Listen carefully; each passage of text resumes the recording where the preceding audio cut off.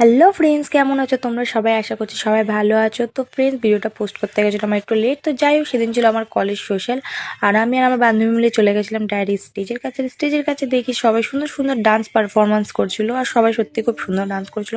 যাই হোক, তারপর ডান্স দেখতে দেখতে চলে গেছিলাম ডাইরেক্ট লাঞ্চ করতে।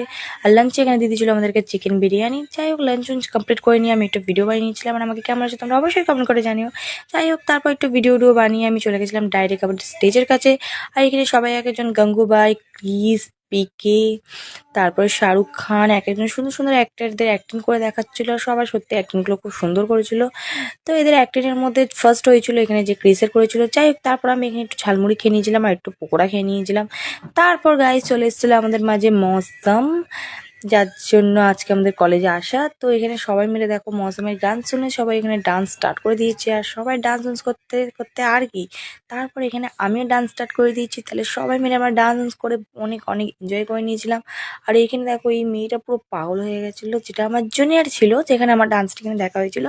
যাই হোক, তো আবার ডান্স দেখে সবাই এনজয় করে চলে গেছিলাম আমি বাড়ির দিকে। তো ভিডিওটা ভালো লাগলে লাইক, কমেন্ট অ্যান্ড ফলো করে দিও। দেখা হচ্ছে নেক্সট মিনি ব্লগে। Bye bye.